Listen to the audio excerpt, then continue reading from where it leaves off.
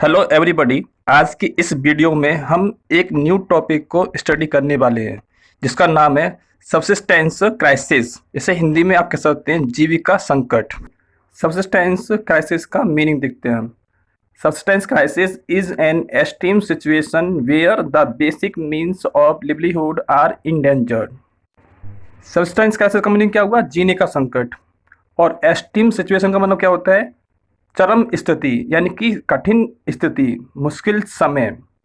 और basic means of livelihood का मतलब हुआ है जो चीज़ हमें जीने के लिए चाहिए, ऐसी चीज़ें जो हमारे सर्वाइवल के लिए बहुत ज़रूरी होती हैं।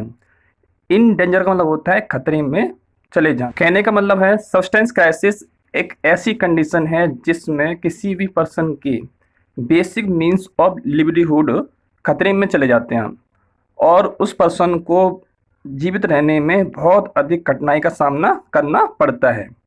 वो पर्सन बहुत ही मुश्किल से सर्वाइव कर पाता है। ऐसी कंडीशन को हम कहते हैं सब्सटेंस क्राइसिस। तो इस तरह के क्राइसिस ओल्ड रिजीम में बहुत अधिक कॉमन थे। ओल्ड रिजीम का मतलब हुआ जब वहाँ पर राजा का शासन चलता था, मीन्स 1789 से पहले की बात कर रहे हैं। आपको याद होगा 1789 में फ्रांस में रेवोल्यूशन हुआ था और राजा को अपनी गद्दी छोड़नी पड़ी थी। तो हम उस समय की बात कर रहे हैं जब वहाँ पर राजा का शासन चलता था। तो ऐसे बहुत से लोग थे जिनके सामने जीवित रहने की समस्या थी। उसी चीज़ को यहाँ पर हम स्टडी कर रहे हैं। फ्रांस में सबसिस्टेंस क्राइसिस की क्या रीजन थे? ऐसी समस्या वहाँ पर क्यों बार बार खड़ी हो जाती थी? पहला रीजन है पॉपुलेशन का इंक्रीज हो जाना। 1715 से लेकर 1789 के बीच में पॉपुलेशन बहुत इंक्रीज हुई है। 23 बिलियन से लेकर 28 मिलियन तक पॉपुलेशन इंक्रीज हुई है। पॉपुलेशन इंक्रीज होने का मतलब है कि उन्हें अब भोजन भी चाहिए। जितनी ज़्यादा पॉपुलेशन बढ़ेगी उतना ज़्यादा उन्हें भोजन चाहिए। तो ज़्यादा पॉपुलेशन बढ़ेगी तो वो ज़्यादा डिमांड करेगी, हमें भोजन चाहिए। आप इसे एक एग्जाम्पल की हेल्प से समझ सकते हैं।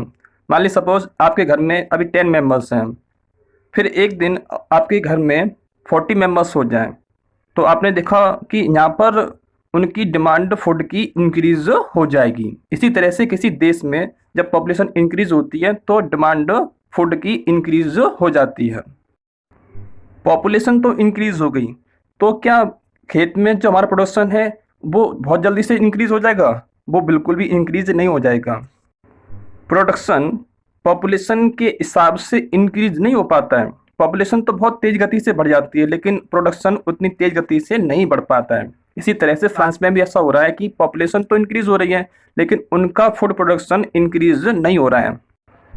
तो आपने देखा जितनी लोगों की डिमांड है उसके हिसाब से प्रोडक्शन इंक्रीज नहीं हो रहा है। तो यानी कि लोग डिमांड करने वाले तो लोग ज़्यादा हैं और लेकिन अनाज कैसा है? कम है। तो क्या होगा? बहुत से लोगों को अनाज मिलेगा नहीं, उनको भोजन नहीं मिलेगा, तो क्या होगा? उनके सामने जीने की समस्या क्रिएट हो जाएगी और इसी को हम कहते हैं सबसिस्टेंस क्राइसिस। अब प्रोडक्शन तो ऑलरेडी वैसे ही कम है। अब मान लीजिए सूखा पड़ गया या फिर ओले पड़ गए तो जो खेत में था वो भी नष्ट हो जाएगा, तो आपका प्रोडक्शन और भी कम हो जाएगा। अनाज के कम हो जाने से या फिर प्रोडक्शन के कम हो जाने से क्या असर पड़ता है? प्रोडक्शन कम होने से सीधा असर उसके प्राइस पर पड़ेगा। कोई चीज़ कम होगी तो क्या होगा? उसकी प्राइस बहुत तेज़ी से इंक्रीज हो जाएगी। फ्रांस में भी अनाज कम है, डिमांड ज़्यादा है, तो उसकी प्राइस बहुत तेज़ी से इंक्रीज हो चुकी है। प्राइस ज़्यादा इंक्रीज हो जाने के कारण से अब गरीब लोग अधिक संख्या में अनाज खरीद नहीं पाएंगे, उनका पेट भरेगा नहीं और उनके सामने अब जीने का संकट क्रिएट हो गया है। और इसको क्या बोलते हैं? सब्सटेंस क्राइसिस कहते हैं, जब व्यक्ति के सामने जीवित रहने की समस्या खड़ी हो जाती है। ऐसा फ्रांस के अंदर आप देख रहे हैं कि किस तरह से यहाँ पर संकट क्रिएट हो रहा है। ऐसे कौन से लोग थे जिनके सामने संकट क्रिएट होता था? किन किन लोगों को समस्या होती थी? सबसे ज़्यादा जो परेशानी होती थी वो लेबर को होती थी, जो कारखाने के अंदर काम करती है। इन लोगों को ही सबसे ज़्यादा परेशानी क्यों होती है? क्या रीज़न है इसका? इन लोगों की सैलरी कम है और इन लोगों की सैलरी उस स्पीड से नहीं बढ़ रही है जितनी स्पीड से महंगाई बढ़ रही है। खाने पीने के प्राइसेस अचानक से बढ़ जाते हैं और बहुत ज़्यादा बढ़ जाते हैं। लेकिन उनकी सैलरी इतनी जल्दी से नहीं बढ़ेगी। तो क्या होगा कि अब वो लोग ज़्यादा अमाउंट में परचेज नहीं कर पाएंगे। प्राइस ज़्यादा है, सैलरी कम है, तो वो लोग ज़्यादा अमाउंट में फूड ग्रेन्स परचेज नहीं कर पाएंगे। जब परचेज नहीं कर पाएंगे तो उनका ठीक से पेट भी नहीं भरेगा और उनके सामने जीवित रहने की समस्या क्रिएट हो जाएगी। उन लोगों के सामने एक समस्या और है, उनकी सैलरी बहुत कम स्पीड से इंक्रीज हो रही है। तो इससे क्या होगा, जो लोग अमीर हैं और जो लोग गरीब हैं उनके बीच में जो गैप होता है वो इंक्रीज हो जाएगा। इसका मतलब है अमीरों के मुकाबले उनकी कंडीशन और ज़्यादा डाउन हो जाएगी। तो आपने देखा फ्रांस में लोग परेशान हैं। परेशान क्यों हैं?